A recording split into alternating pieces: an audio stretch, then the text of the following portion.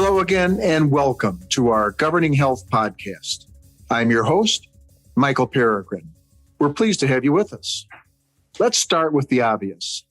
The last year has presented generational level challenges for health system governance. The law is pretty clear on their expectations of corporate governance in times of crisis, that directors have to up their games in terms of engagement and oversight. So conscientious as they are, health directors have been drinking from the proverbial fire hose for the last year when it comes to comprehending their pandemic-related duties and responsibilities. And now come additional challenges with the distribution of the vaccine and the reopening of the economy. The law also expects directors to exercise oversight over business resiliency planning for the health system. One more thing on their plates, but it's a big one. So today's conversation is intended to help board members work through these duties and to provide some practical suggestions. And to help me in this regard, I'm joined by my old friend, Jamie Orlikoff.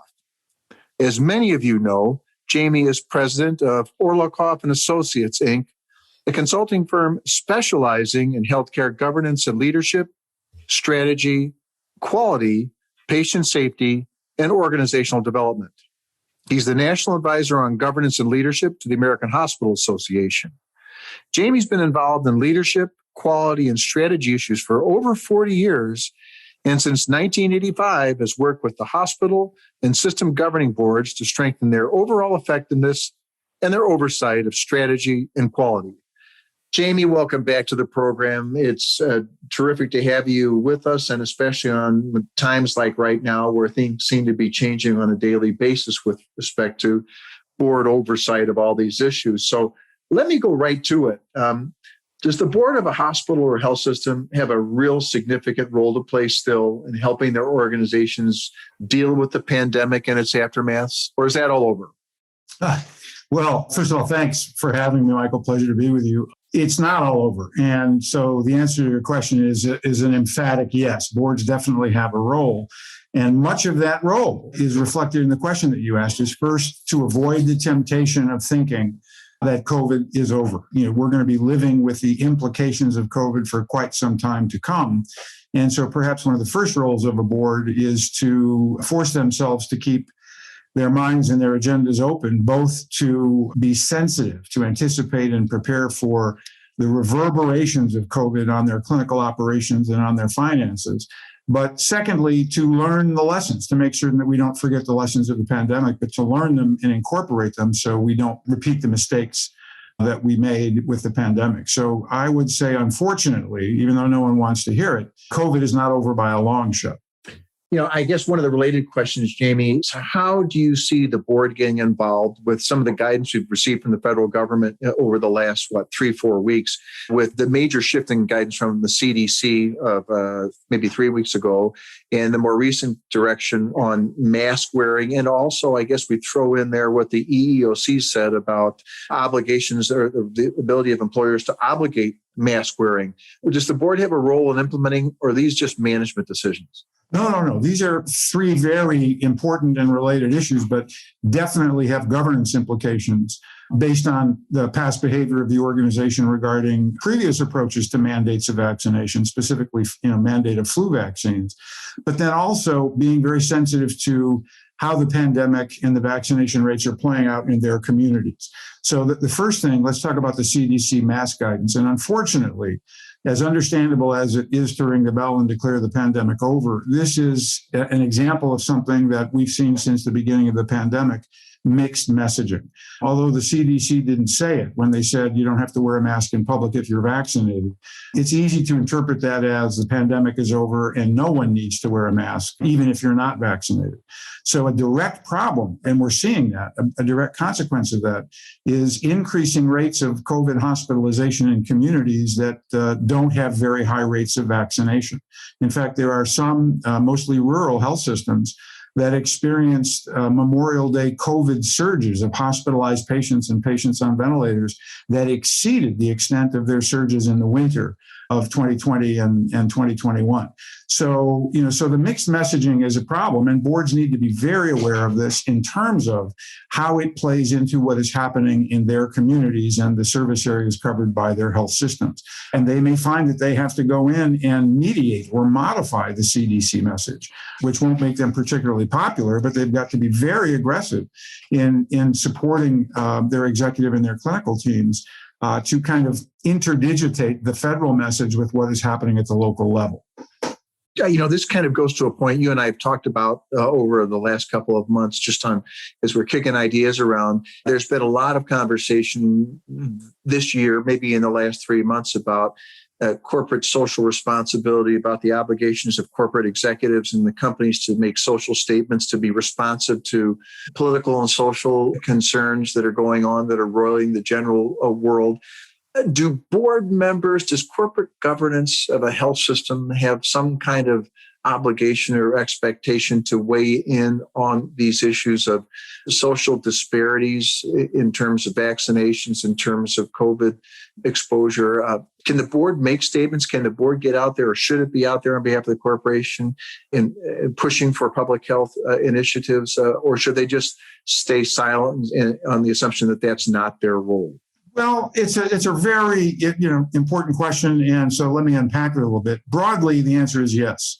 Specifically, the answer is yes with an exclamation point if the rhetoric of the organization has been population and community health. So presumably that would mean is if there is a hospital or a system somewhere in this country where they rejected the notion of population health or community health and said, we only take care of sick people who present themselves to our hospital and we exist independent from the community, then and only then might you make the argument that a board would be immune from the pressure to get engaged in ESG and social disparities, as you've questioned. But the vast majority, if not the entirety, of the population of hospitals and health systems have been using the rhetoric of population health and community health. And for boards to not be front and center about speaking to those issues, about the disparity in access to healthcare services, access to telehealth, and now access to vaccinations, it is grossly inconsistent with the concept of population health and community health and wellness, and exposes a leadership hypocrisy. Boards, at a minimum, cannot tolerate that hypocrisy, and I think more importantly, need to be aggressive, outspoken, and visible proponents of the notion of population health, community wellness, and then tailoring that message to the specific issues in their community. If it's vaccine hesitancy, or if it's reluctance to get vaccines, not because people are opposed to it, because they operate under the mistaken belief that they'll have to pay for it. And that's a really important point, Michael. One of the things we've learned from the pandemic is that one of the attempts to control costs prior to the pandemic by shifting risk to the patients in the form of high copays, high premium shares, and high deductibles, we now recognize, actually, intentionally or not, was designed to impede a meaningful public health response in a pandemic. So boards need to recognize these kinds of things, and they need to make emphatic statements, perhaps stronger than they otherwise would have to do, to kind of overcome the perceptions and the perspectives that were created because our past, and I would argue, misguided approaches to transferring risk to patients. So for all of these reasons, the answer is yes. And there are others too, Michael. I mean, many organizations talked population health and community health, but recognized to their chagrin they had no ability to reach their communities or populations unless they were patients who had my charts. So if all you're going to do is take care of your patients, that's not a problem. But if you're talking about taking care of your population and your community, that's a big problem. So yeah, I think boards need to be front and center for all those reasons, and to be able to be a trusted source of information to kind of moderate the mixed messaging from the federal government and the state governments on these issues. Jamie, I'm an Episcopalian, and we Episcopalians are famous for being strong in our faith, but not exactly excited about telling anybody about it. What do you tell the board member who says, we love our job, we enjoy monitoring management, but we don't want to take any role in public proselytizing? We'll leave that to management. What do you have to say to that board chair who takes that position? Well, I would say that that's leadership cowardice, because if you there's no problem letting management take the lead. But if you think there's not going to be pushback or public pressure, you're sadly mistaken.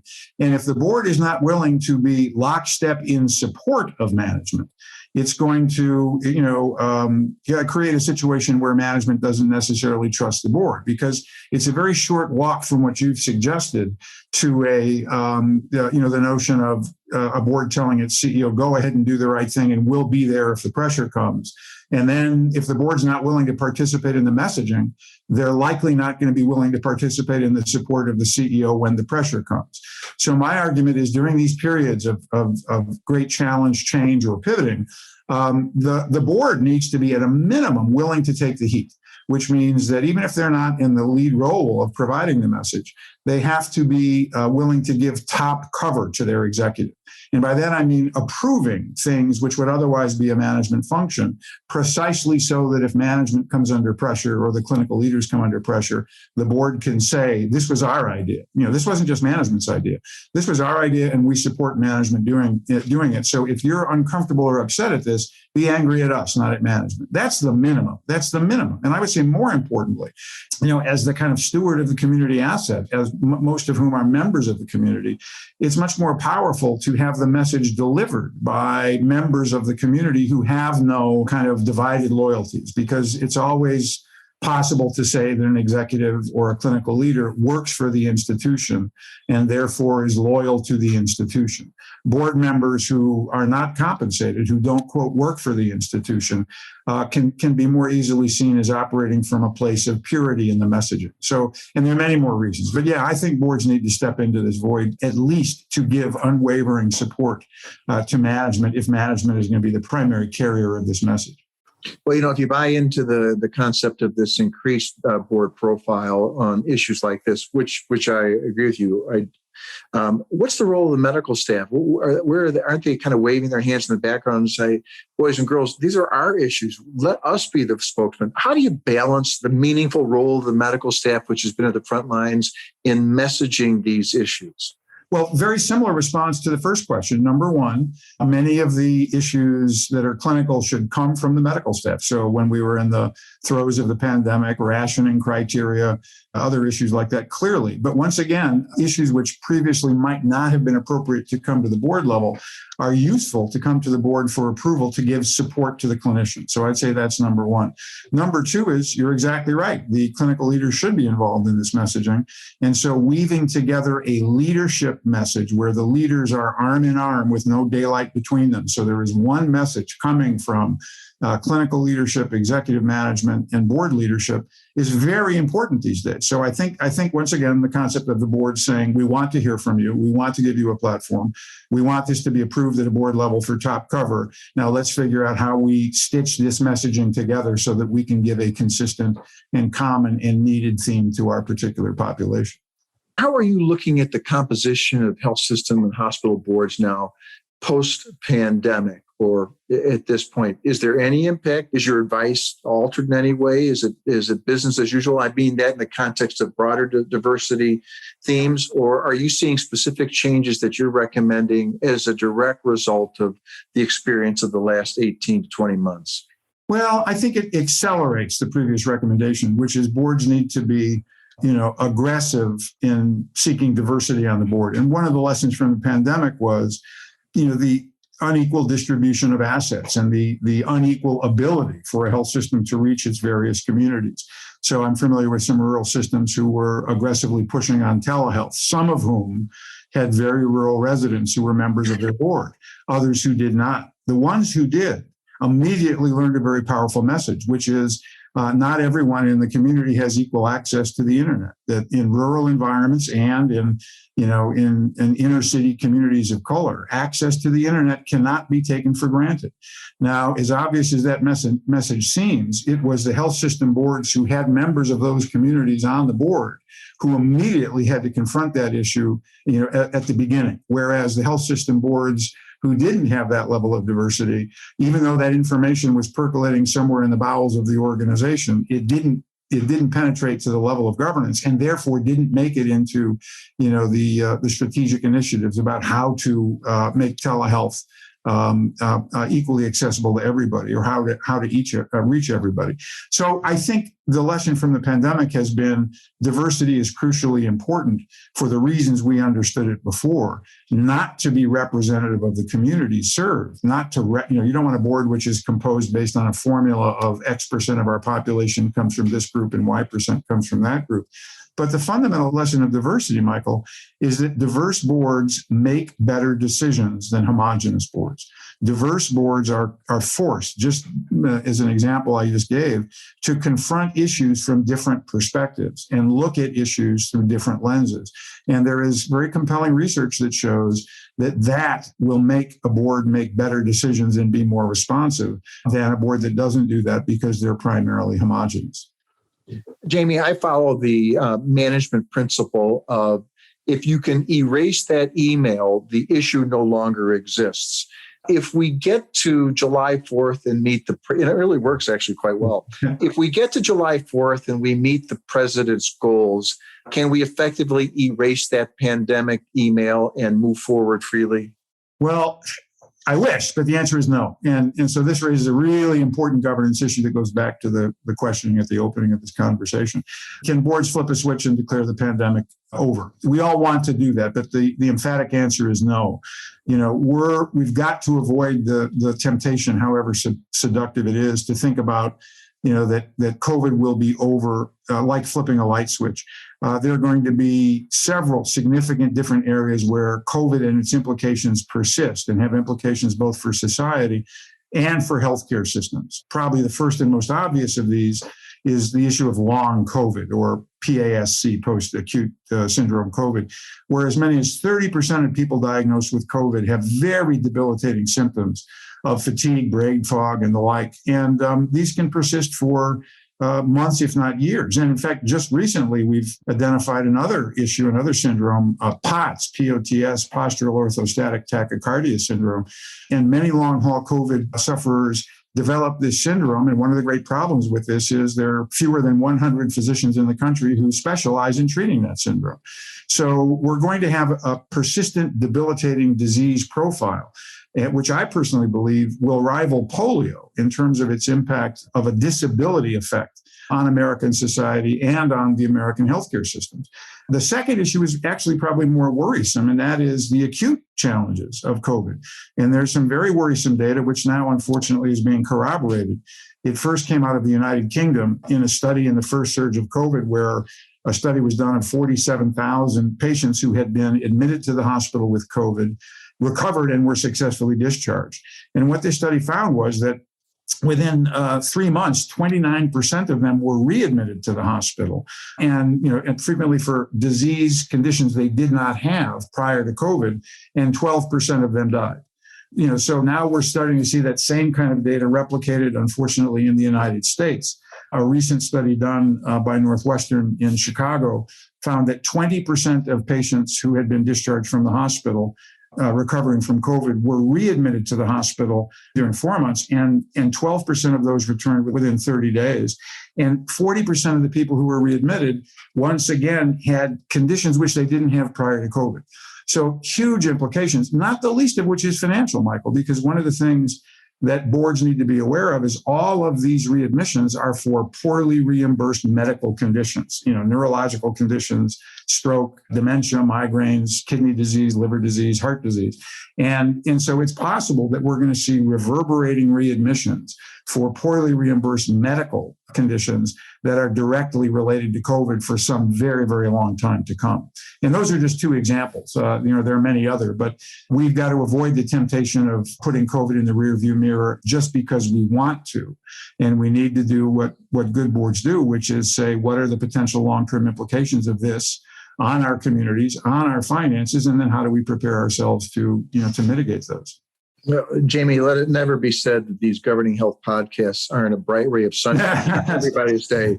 But sorry, that's okay, because I think the other question I was going to ask you in this is, to what extent must boards ask the question about the fall, about the potential autumnal surge, about, not to posit conspiracy theories, but there is this undercurrent of conversation.